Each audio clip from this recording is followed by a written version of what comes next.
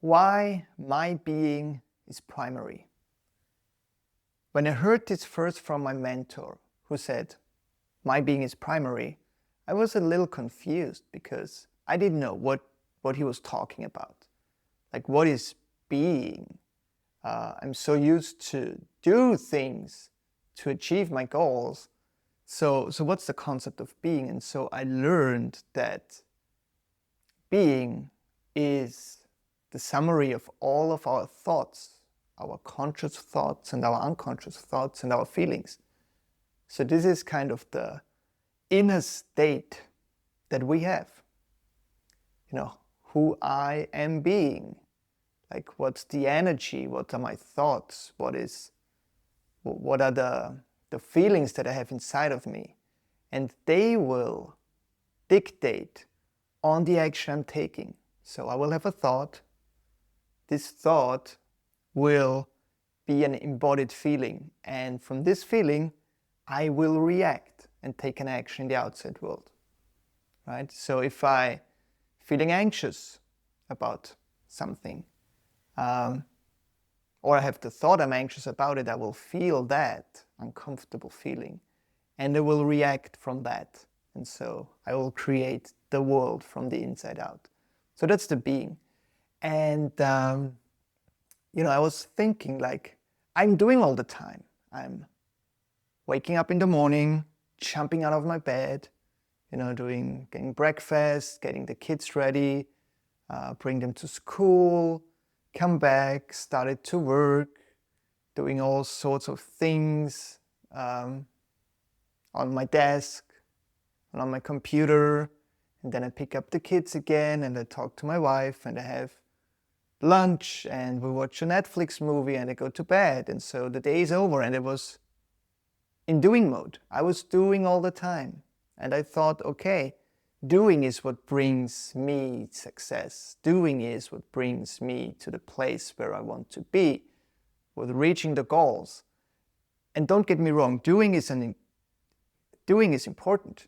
Without doing, just sitting on a couch, eating chips and watching Netflix won't do anything for you. And there is so much more to it. There is the being, and the being is even more important. And so the more I got into this kind of perspective of being that my mentor said once, my being is primary, the more I experienced the magic of it. So what does it mean in practical terms for my life? What I started to do when I wake up in the morning, the first thing that I'm doing is I sit up straight in my bed and I meditate for 20 minutes. And this is a being work. Yes, it's doing meditation, but in the end, it's kind of an inner work. It's sitting in silence and feeling into that, what's coming up. I'm doing a transcendental meditation for years now, which is kind of a 20 minutes routine it's a mantra-based meditation, which really helps me to come down and really start the day fresh from this inner grounded feeling of peace and coming home. And so that's my being work, the first thing in the morning. And once I've done that, I switch into doing mode, making the breakfast for the kids and talking to my wife and bringing the kids to school. And I'm in the doing mode. And what also happened is, like, I came from this state of being, which is a completely different state of being after my meditation. Then I jump out of bed and I'm stressed and I'm just, in my head and in my thoughts. So that's the first one. And then when I come back home, before I start to work, I am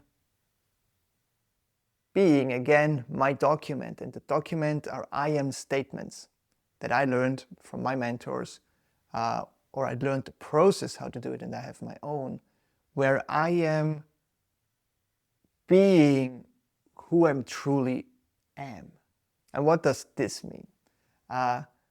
Normally we work on autopilot, and There are hundreds and thousands of thoughts that come up all day long, and some thoughts we believe. And most likely we believe negative ones that we tell ourselves, like I am not good enough, I am too weak, I never can make this happen, I'm a perfectionist, I need to do it right. Whatever it is, we all have our own thoughts. And so we're starting to believe that.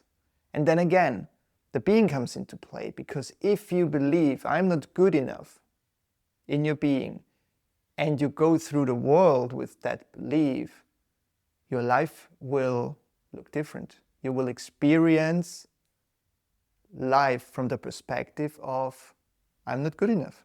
And all of a sudden things will happen that will ensure that you're not good enough. You will see all these things happening to you where it states like, oh, yeah, I told you I'm not good enough. That's right. That's who I am. I can't change. And that's not right. You can't change. And so my being practices having my document and saying my statements from my heart. And there are statements like, I am enough, I am belonging, I am a fun and loving and kind and patient dad to my amazing kids. And this is not something that, I just wrote down. This is a process I went through with all of my unuseful thoughts that I thought I am. And so in the end, I have my own kind of set of who am I, coming from love and from peace, and not from scarcity and from stress and from fear. And so this is how I am creating my being every day, with the meditation first and then with my document.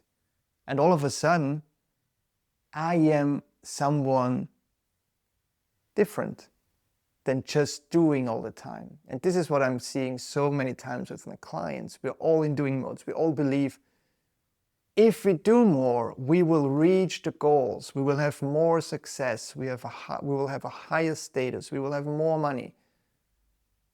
And most likely people don't feel fulfilled about that. So what I found personally is that the being, how you're creating your being, is even more important, because everything else will follow. Like last year was really transformative for me, and it was not so much about doing, it was because I was working on my being, right? And so let me ask you a question here. Who do you need to be to have everything you want in life? Who do you need to be to have everything you want in life? And I will leave you with that.